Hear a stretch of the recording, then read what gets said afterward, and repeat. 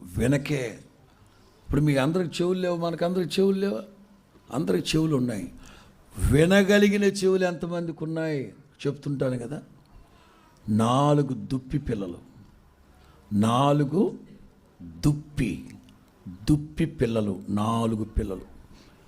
తల్లిదండ్రులు చెప్పారు, అరణ్యంలో పరిస్థితులు బాగలేవు, అడవి మృగాలు, భయంకరమైన మృగాలు సంచరిస్తున్నాయి, పొదలోనే ఉండండి.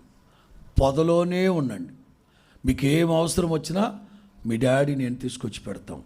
పొదలోనే ఉండండి, పొదలో నుంచి బయటికి రావద్దు. అడవిలో అరణ్యంలో పరిస్థితులు బాగాలేవు, మృగాలు తిరుగుతున్నాయి, జాగ్రత్త. 4 దుప్పి పిల్లలతో చెప్తే ఆ 4 దుప్పి పిల్లల్లో ఒకటి,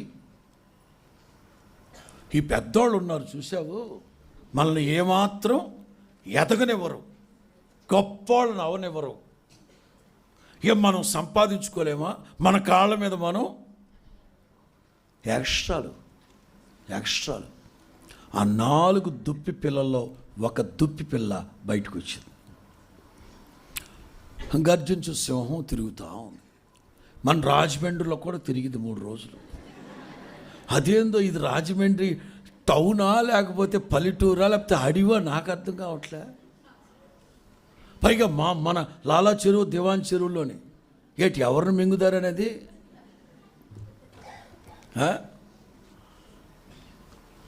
మొత్తం మీద సింహం గాండ్రించకపోతే చచ్చూరుకుంది. అది పిల్ల బెత్తరది. ఇక సింహం వచ్చి గట్టిగా పళ్ళతో బిగించి తీసుకెళ్ళిపోయింది. పండ్ల ఘాట్ల వలన రక్తం కారుతూ చచ్చిపోయింది.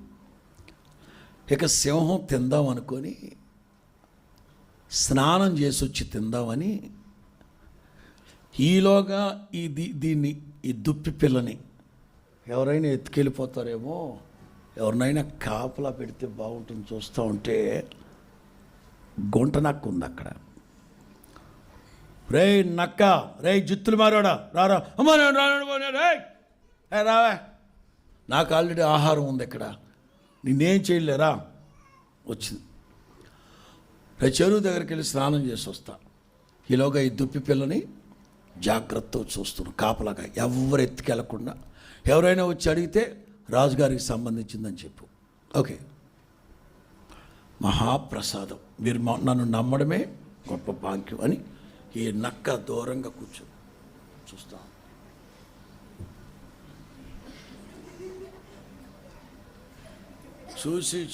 చూసి అప్పుడప్పుడు ఈ దుప్పి పిల్లని చూస్తుంది.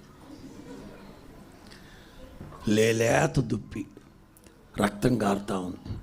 ఇక ఈ నక్క తట్టుకోలేక ఏం చేసింది, దుప్పి దగ్గరికి వెళ్ళి దుప్పి పిల్లకున్న 2 చెవులు తినేసింది. 2 చెవులు తినేసి శాంతం నాకేసి, రక్తం కూడా రాకుండా శాంతం నాకేసి, ఏమి తెలియనట్టు మూద్దుడుచుకొని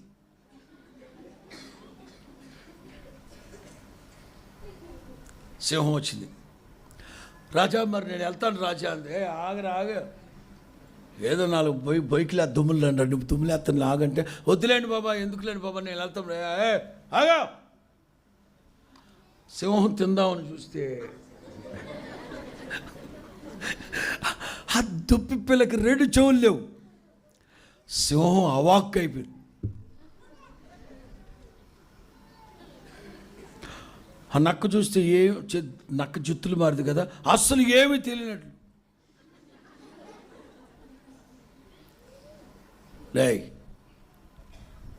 దీని చెవులు ఏమయ్యారా?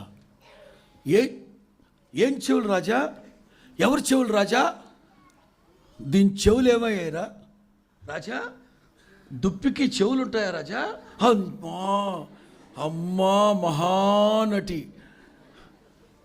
చెవులు ఉంటాయేంద్రా? నేను పట్టుకున్నప్పుడు దీనికి చెవులు ఉన్నాయి కదా రాజా. నాకు తెలియదు రాజా, నేనేమో దూరంగా నుంచొని కావలి కాస్తున్నాను రాజా, నాకు తెలియదు. నేను దాన్ని పట్టుకొచ్చినప్పుడు దానికి చెవులు ఉన్నాయి రాజా. మీరా నన్ను అనుమానించేది? నేను అట్లాంటి వాడిని అయితే ఏకంగా దాన్నే ఎత్తుకెళ్ళిపోయేవాడిని కదా. లేదు, ఒకవేళ చెవులు తినేసి ఉంటే మీ ముందు నేను ధైర్యంగా నుంచోగలనా రాజా? అయినా మీకు సంజాయిషి చెప్తున్నా అంటే, ఏటి రాజా మీరా నన్ను అనుమానించేది? ఈ సింహానికే బుర్ర ఎడికిపోయింది. అరే, నేను దాన్ని పట్టుకున్నప్పుడు దాని చెవులు ఉన్నాయిరా. సింహం అంది, ఇల్లు నీకు తెలుసా? తెలుసు రాజా. వెళ్దామా రాజా? పద. వెళ్ళారు. సింహం కేకేసింది, డాయ్ దీని అమ్మ బాబులు బయటికి రండి రా. వచ్చారు. ఇది మీ బిడ్డేనా? మా బిడ్డేనండి. దీనికి పుట్టినప్పటి నుంచే చెవులు లేవా? లేవండి. అబద్ధాలు చెప్తున్నారు. మీరు కన్న తల్లిదండ్రులారా? మీరు దుర్మార్గులారా? నేను దాన్ని పట్టుకున్నప్పుడు చెవులు ఉన్నాయి, లేవని చెప్తారా? లేవండి. తల్లిదండ్రులు అబద్ధాలు చెప్తామండి? చెప్పం కదండి. లేవండి. ఏంద్రా నాకు మైండ్ పోతుందని సింహం సరేపో దాన్ని తీసుకుని వెళ్ళిపోయి నక్కెళ్ళిపోయి గంట తర్వాత నక్కొచ్చి తల్లిదండ్రులు పిలిచింది. మీరు కన్న తల్లిదండ్రులేనా? పశువులంట పనికిమాలినారా? దానికి చెవులు ఉన్నాయి, నేను తినేసా, సాంతో నాకేసా, రక్తం కూడా రాకుండా. చెవులు లేవని చెప్తారా? చని బతుకు చెడ. తల్లిదండ్రులు అన్నారు, చెవులు ఉన్నాయి, వినే బుద్ధి లేని చెవులు అవి. వినగలిగిన చెవులు కాదవి, విన్నది పాటించగలిగే చెవులు కాదవి. 4 పిల్లలకి చెప్పాం బయటికి రావద్దని, విన్నారు. ఆ పిల్లలే చెవులున్నాయని చెప్పుకోవడం కాదు, వినుబుద్ధి. వినాలి, తిరుగుబాటు చేయకూడదు, దండించకూడదు, దబాయించకూడదు, ఎదిరించకూడదు.